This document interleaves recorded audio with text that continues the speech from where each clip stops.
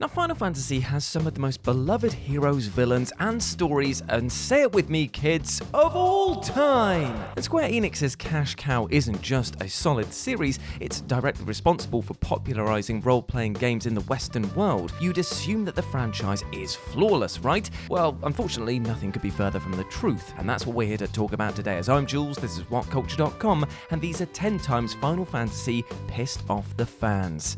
Number 10. Swapping out the main villain at the last minute.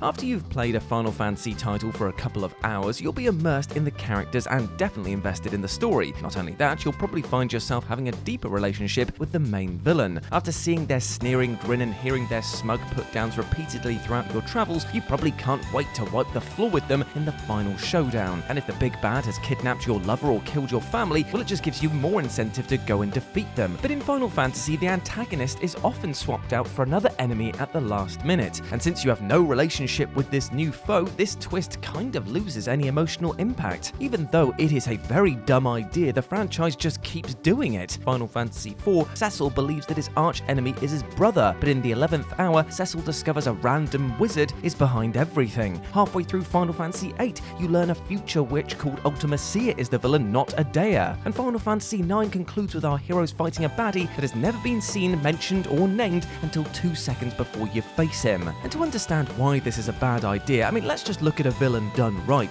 Sephiroth works as an antagonist, not just because of his badass design, but because he has a direct connection with the hero, Cloud. Their shared history makes their rivalry palpable. Now, imagine if Final Fantasy VII had ended with the revelation that Sephiroth was actually being controlled by an unseen sorceress who was never mentioned before. Not only are bait and switches like this pointless and gimmicky, they rob the player of any emotional connection with the final boss.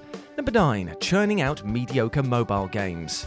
Now, contrary to popular belief, there are genuinely decent Final Fantasy games available on iOS and Android. While playing Final Fantasy Dimensions 1 and 2, War of the Lions or Record Keeper, it feels that the developer puts a lot of effort into the gameplay and really cares about the brand. Sadly, good FF titles on mobile devices are far and few between. Because of shoddy ports, buggy remasters, and titles like Final Fantasy VII Snowboard, yes, that is a real game, you can see why fans are wary while looking at titles on the App Store. Depressingly, this issue exists purely out of greed. If the developers focused on a couple of mobile games, they could ensure that each of them were top caliber and deserving of the Final Fantasy name. Instead, the company just churns out all sorts of hot garbage and slaps their IP on it, assuming consumers will just purchase it out of loyalty. Square Enix needs to learn that many fans are not as blinded by nostalgia as they once were, and will avoid these mediocre mobile titles until the company starts focusing on quality over quantity. Number 8. Performing side quests for trivial rewards. Now, completionists will feel obligated to go on every side quest while playing through a Final Fantasy title. Although these missions aren't necessary, they usually allow the player to obtain upgrades, summons, and new characters. But there are some quests so laborious, difficult, and time-consuming, no reward is ever worth it. The weapons on a Rampage mission in Final Fantasy VII Remake are so tedious that few players will try again while replaying this game. After you dodge lightning 200 times in a row in Final Fantasy X to get a cool weapon for Lulu, you'll wonder why you even bothered. Expeditions like this are far more frustrating when the reward is so, well, unrewarding. Do you know how annoying it is to spend 4 hours on a side mission to get a sword and then just find a better sword in the main campaign not 20 minutes after this? The worst example of this occurs in Final Fantasy IX, because there's a side quest that is so complicated it took 13 years for anyone to complete it. In the last disc, an NPC asks Zidane's party to help him find his brother. If you fight a boss and then return to this character's house, you'll learn another sibling has gone missing. If you perform this sequence 10 times, which takes a bloody eternity, you'll be rewarded with a Protect Ring, which you can buy in any shop. It goes without saying that whoever concocted this side quest has their own personal rung in hell. Number 7. Final Fantasy Mystic Quest's very existence.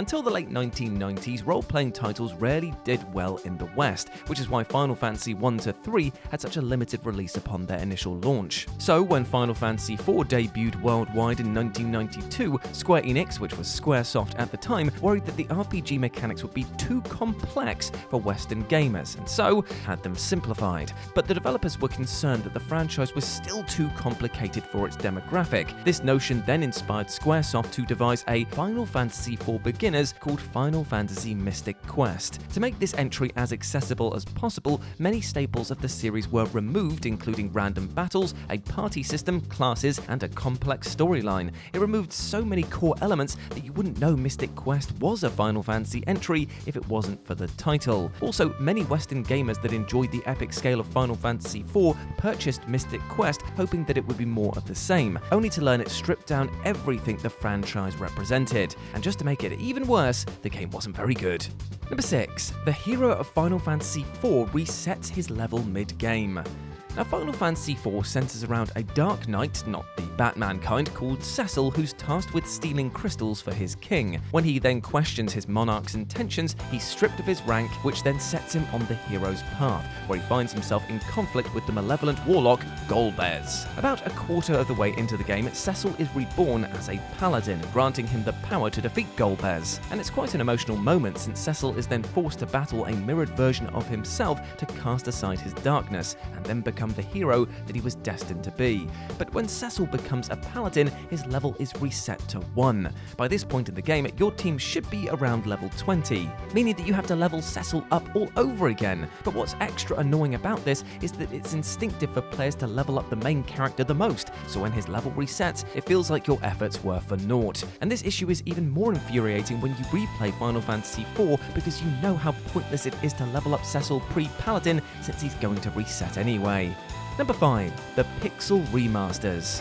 Because few people in the West have played the first 6 Final Fantasy games, they've been re-released so many times in the last decade or so, often receiving high praise. But in recent years, the developers seem to stop caring about these so-called Pixel Remasters. The PSP version of Final Fantasy II looks like it was made with Flash software. The 2015 Steam port of Final Fantasy V has worse graphics than the original despite the 13-year difference. Even though Steam could have ported the graphically superior GBA remake of Final Fantasy V, they didn't bother in order to cut down on costs. And speaking of money, Steam expected customers to fork over $16 for this abominable port upon its initial release. Instead of learning from these mistakes though, the developer just kept going. The mobile versions of Final Fantasy VI has poorly filtered sprites and game-crashing bugs. There are spelling mistakes and grammatical errors galore, which doesn't make any sense since the developers could have just copied and pasted the dialogue from the original game. If the developers aren't going to bother giving a 110% with a remake or a remaster, it's better if they just don't bother in the first place.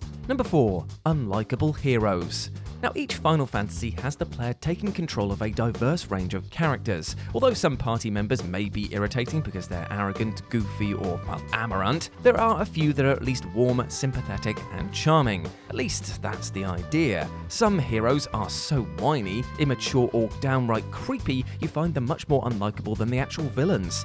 Final Fantasy Origins' Jack Garland is meant to be depicted as a no-nonsense tough guy, but his blunt demeanor makes him come across like a jackass. In Final Fantasy VII, Cid swears at his wife and mocks her weight despite being described as kind-hearted. And when you see Final Fantasy IX's protagonist Zidane force a kiss on Dagger and compliment her soft backside, well, it makes you want to call the bloody police. Which brings us to Final Fantasy VIII's protagonist, Squall. Because of his apathetic attitude and whatever dude dialogue, you can see why gamers didn't exactly gravitate towards him. And for the record, there's nothing conceptually wrong with an introverted hero like Squall. Cloud from Final Fantasy VII is also reclusive, but still manages to come across as sympathetic since he deeply cares for his friends. But Squall, well, he's so condescending to the party that you wonder why the story is following him. What's worse is that it seems contradictory when he confesses his undying love to Rinoa after she's mortally wounded, considering that he so casually dismissed and chastised her repeatedly up until that point. Number 3. Ridiculously unfair boss battles. Now, for a boss to pose a real challenge, it needs to have attacks that aren't just devastating, but also tricky. Not only do the heavy hitters launch powerful moves like Meteor and Ultima, they'll wear you down with poison, force you to attack your own group with Confuse, or hit you with an instant kill out of nowhere. Even though moves like this are annoying, it does make the battles more enjoyable. Instead of just wailing on the enemy with your strongest attacks, you need to strategize and focus on defenses, and then time your moves to be more effective. But every now and again, you face a boss that isn't just hard, but bloody unfair. In Final Fantasy VI, the Magi Master hits your team with a 9,999 HP attack when he dies, killing your party instantly. You cannot survive this unless you perform convoluted actions to get around it. And Final Fantasy IX's Ozma is so fast it tends to kill you before you have a chance to hit it. And because of how random its assaults are, you're more likely to beat Ozma through dumb luck rather than skill. Even though gamers love a challenge, it's irritating when you lose against a boss, despite not making a single mistake, purely just because of their preposterous attacks. Number 2. When the game is just grinding.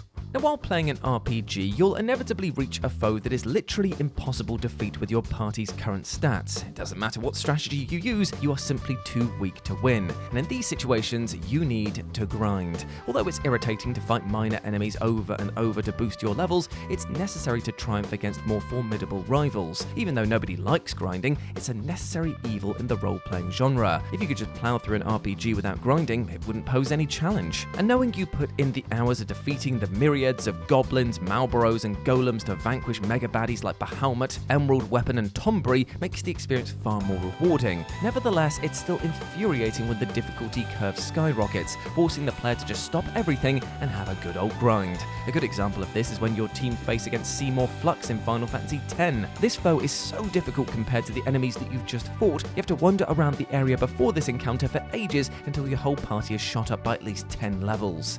And number 1, Final Fantasy XIII in general.